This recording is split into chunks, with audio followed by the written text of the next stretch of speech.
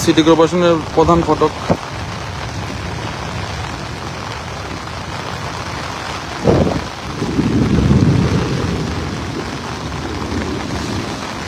Already বন্যা হয়ে গেছে এবং বৃষ্টিও কিন্তু কমতেছে না।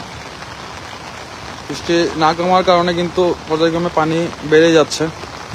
এভাবে চলতে থাকলে, বৃষ্টি বন্ধ না হলে কিন্তু খুবই খারাপ পরিস্থিতি মোকাবিলা করতে হবে আমাদের।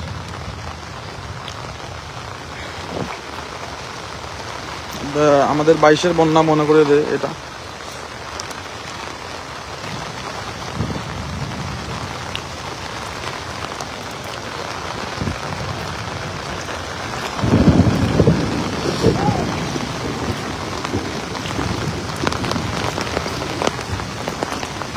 সিটি কর্পোরেশনের প্রধান গেট।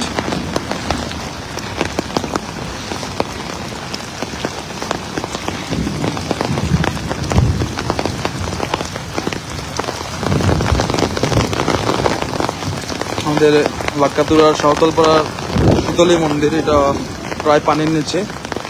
পিছনে পুরো লাক্কাতুরা সাঁওতালপাড়াটা পানির নিচে।